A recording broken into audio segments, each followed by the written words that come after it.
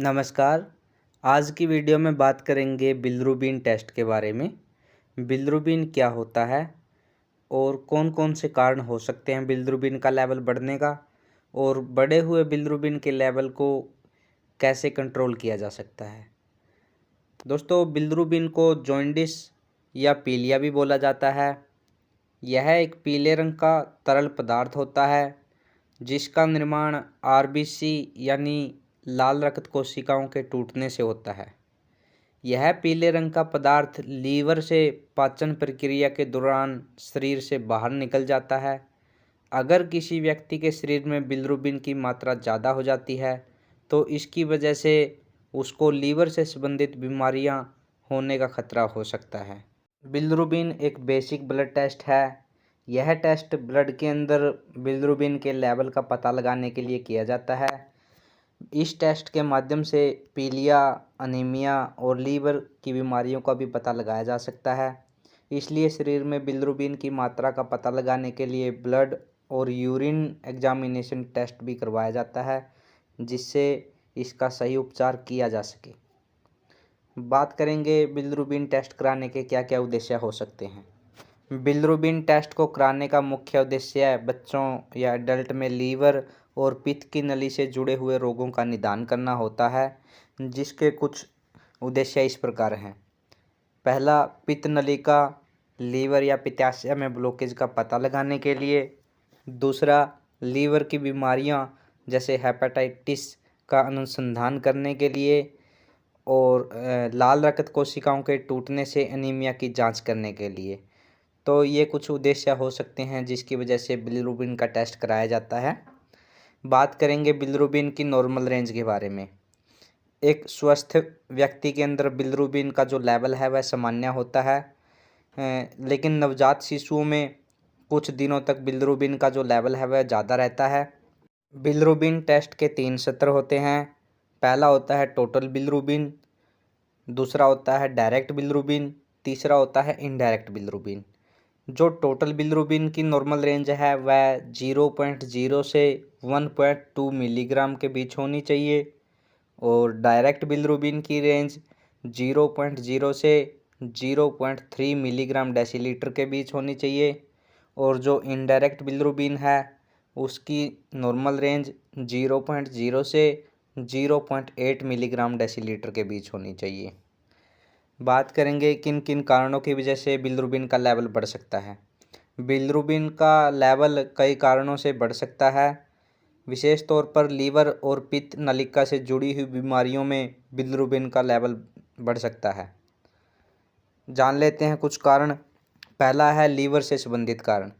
Liver की बीमारी पित्त के उत्पादन और प्रवाह में हस्तक्षेप कर सकती है, जिससे शरीर में पित्त के स्तर में वृद्धि हो सकती है। लीवर रोग के कुछ सामान्य कारण जो पित्त के लेवल को बढ़ा सकते हैं उनके अंदर शामिल हैं। पहला, हेपेटाइटिस। यह एक वायरल संक्रमण होता है जिसकी वजह से लीवर की सूजन बढ़ सकती है। दूसरा होता है सिरोसिस, और तीसरा होता है पित्त नली की बाधा। पित्त नलिकाओं की रुकावट जो पित्त की पथरी, ट्यूमर या अन्य कारणों के कारण हो सकती है। चौथा होता है अल्कोहलिक फैटी लीवर। जब लंबे समय तक शराब का सेवन करने के कारण जो लीवर को क्षति पहुंचती है, जिसकी वजह से जो लीवर है वह फैटी लीवर हो सकता है। दूसरे कारण है इसका रक्त से संबंधित कारण।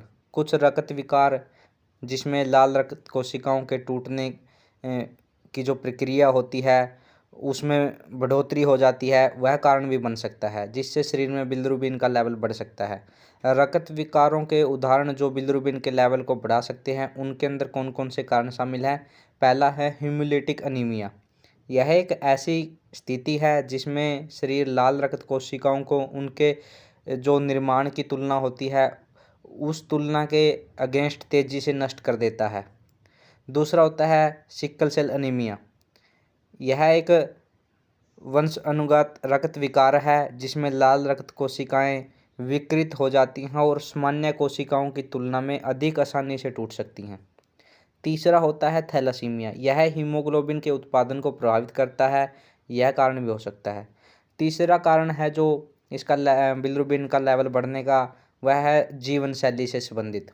जीवन शैली के कारक भी शरीर में पित्त के स्तर में बढ़ोतरी कर सकते हैं, जिसके अंदर पहला है गतिहीन जीवन शैली। अपर्याप्त शारीरिक गतिविधि पित्त पथरी और अन्य स्थितियों में विकास के जोखिम को बढ़ा सकती है, जो पित्त उत्पादन और प्रवाह को प्रभावित कर सकती है। दूसरा है इसमें मोटापा। अधिक वजन या मोटापे से ग्रस्त होने से पित्त पथरी और गैर मादक वसायुक्त यकृत रोग विकसित होने का खतरा हो सकता है। ये दोनों पित्त के लेवल को बढ़ा सकते हैं। तीसरा है आहार, यानी जो भोजन हम करते हैं, खान पान लेते हैं। वसा में उच्च और फाइबर में कम आहार लेने से पित्त उत्पादन में बढ़ोतरी हो सकती है। यह पित्त पथरी के निर्माण में योगदान कर सकता है, जो इसके नलिकाओं को अवरुद्ध करके स्तर में बढ़ोतरी कर सकता है। चौथा कारण है दवाइयाँ। कुछ दवाइयाँ जैसे जन्म नियंत्रण की गोलियाँ या कुछ कोलेस्ट्रॉल को कम करने वाली दवाइयाँ जो है बिलिरुबिन का लेवल को बढ़ा सकती हैं। अब बात करेंगे बिलिरुबिन का टेस्ट कब करवाना चाहिए, कौन कौन से लक्षण दिखाई देने पर बिलिरुबिन का टेस्ट करवाना चाहिए। ब्लड के अंदर बिलिरुबिन की मात्रा शरीर में कई कारणों के कारण बढ़ सकती है और कई लक्षण दिखाई दे सकते हैं इसके लेवल बढ़ने के। बात करेंगे कौन कौन से लक्षण दिखाई दे सकते हैं। पहला है आंखों में पीलापन दिखाई देना। दूसरा पेट में बहुत ज़्यादा दर्द होना। तीसरा भूख ना लगना। चौथा उल्टी आना। पांचवा बहुत ज़्यादा थकावट महसूस होना। तो ये कारण हो सकते हैं जिनकी वजह से बिलिरुबिन टेस्ट कराने की सलाह दी जा सकती है। अब बात करेंगे अगर किसी व्यक्ति का बिलिरुबिन का लेवल बढ़ा हुआ है तो ऐसी कंडीशन में उनको कौन कौन सी चीज़ें खानी चाहिए। अगर किसी का बिलिरुबिन का लेवल बढ़ा हुआ है उनको नींबू का रस और गन्ने का रस, छाछ यानी लस्सी, दही, मूली का रस, नीम की पत्तियों का रस और ताज़े फल फ्रूट का सेवन कर सकते हैं। और अब बात करेंगे अगर किसी का बिलिरुबिन का लेवल बढ़ा हुआ है उनको कौन कौन सी चीज़ें नहीं खानी चाहिए या कौन सी चीज़ों का परहेज करना चाहिए।